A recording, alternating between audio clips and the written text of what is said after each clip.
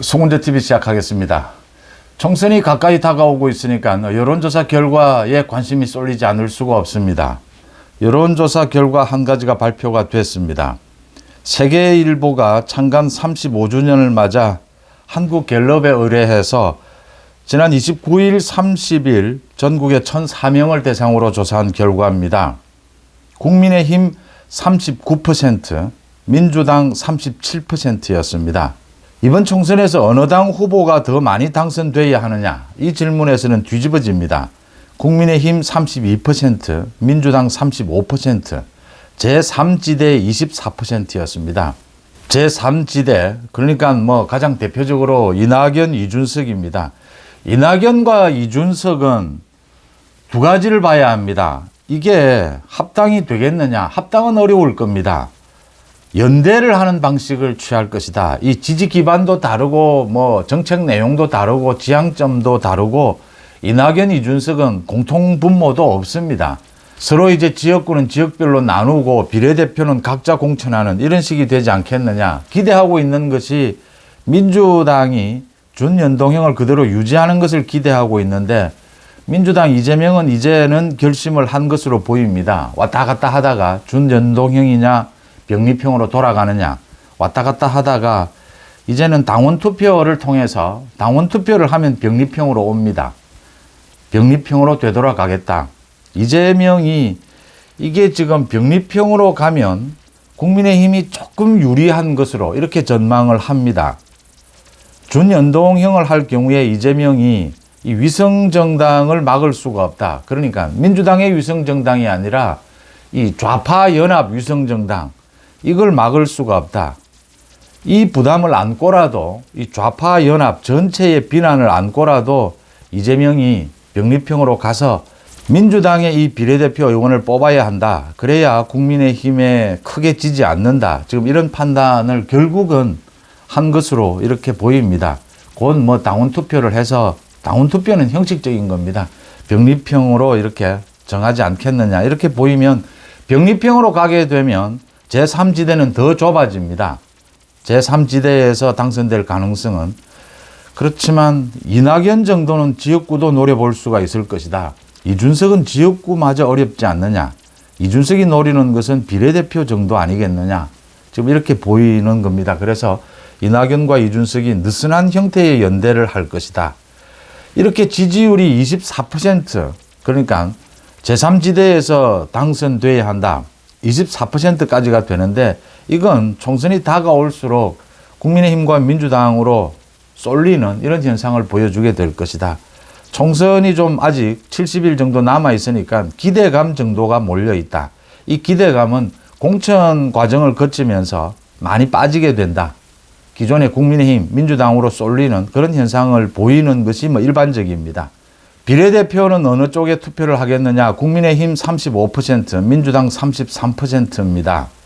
차기 대선 후보는 한동훈, 이재명이 26%로 동률이었습니다. 윤석열 대통령에 대한 직무수행 평가 잘하고 있다 31%, 잘못하고 있다 64%였습니다. 공천 과정에서 국민의힘은 혁신 공천을 할 것이고 민주당은 이 공천을 앞두고 당이 쪼개지는 이런 과정을 겪지 않겠느냐 이렇게 보입니다.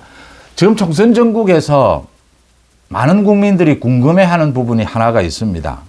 그러니까 수원지검에서 지금 이재명에 대해서 수사를 하고 있는 부분 굵직하게 두 가지입니다. 하나는 대북 송금이고 하나는 법인카드 비리입니다. 이 두 가지를 놓고 이재명을 소환해야 하고 조사를 해야 하고 기소를 해야 하는데 수원지검이 지금 도대체 뭘 하고 있느냐. 이게 설 연휴 전에는 총선에 이제 다음 달이 되면 3월이 되면 수사는 사실상 어렵습니다. 그래서 설 연휴 전에 소환 조사를 하든지 아니면 설 연휴 뒤에라도 소환 조사를 하고 기소 여부를 결정을 해야 한다. 이재명에 대해서 구속영장을 또 한 번 청구를 하느냐 이것도 지금 관심사항입니다.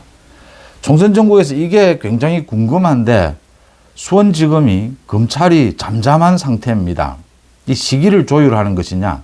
지난해 연말까지 경기도청을 비롯해서 10차례가 넘는 압수수색이 있었습니다. 이 법인카드도 그렇고 대북송금도 그렇습니다.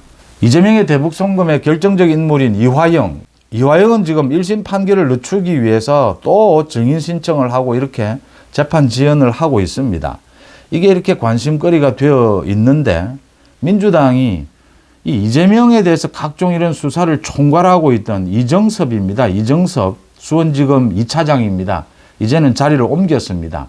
이 이정섭 검사에 대해서 탄핵을 했습니다. 탄핵을 했는데 엊그제 헌법재판소에서 이 이정섭 검사에 대한 이 탄핵 이 부분에 대해서 준비기일을 열었습니다. 그러니까 본격적인 심리를 하기 전에 이 변론 준비를 하는 것인데 여기에서 재판부가 문영배 재판관을 비롯해서 이 재판부가 이 서류가 미비하다. 왜 이 이정섭 검사에 대해서 탄핵을 하는지 일시, 장소, 행위 특정될 수 있는 것이 없고 이 무슨 법을 위반했는지 이게 정리도 되어 있지 않다. 참 이런 경우는 드문 일입니다. 헌법재판소에 검사를 탄핵을 했는데 검사를 탄핵하는 것은 이례적입니다. 이 검사를 탄핵을 했는데 그 내용이 제대로 되어 있지 않았다. 이걸 다시 작성을 하라. 그래서 변호인 측에 다시 작성을 하라고 요구를 해서 이게 지금 준비기일이 길어질 것 같습니다. 결론적으로 말씀을 드리면 이정섭 검사에 대해서 이 탄핵은 성립이 되지 않는다라고 하는 겁니다. 이 탄핵을 국회에서 통과를 시키니까 헌법재판소가 이 재판을 하는 과정은 거치게 될 겁니다. 그런데 이건 하나만한 심판이 될 것이다라고 이렇게 보이면서 민주당이 참 이래저래 망신을 당하는 일이 벌어지고 있습니다. 민주당이 이렇게 이정섭을 탄핵하는, 검사를 탄핵하는 이런 일까지 저지른 것은 이 이정섭이 수원지검에서 이재명에 대해서 대북 송금과 이 법인카드 비리를 수사하고 있기 때문입니다.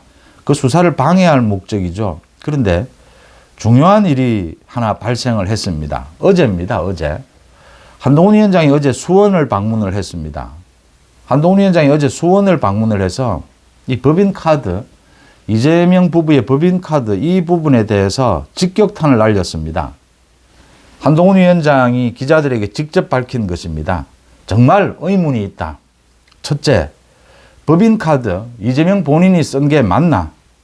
둘째, 만약 민주당의 어떤 예비 후보가 이런 법인카드로 가지고 자기 샴푸를 사고 초밥을 사 먹고 자기 와이프한테 주고 법인카드를 자기 와이프한테 주고 이렇게 쓴 게 드러난다면 민주당은 공천을 할 건가? 셋째, 이런 질문을 안 받고 도망 다니는 거 부끄럽지 않나? 이재명은 기자들이 이 질문을 하면 언제나 동문서답을 합니다. 그 부분을 찝은 것입니다. 도망 다니는 거 부끄럽지 않나?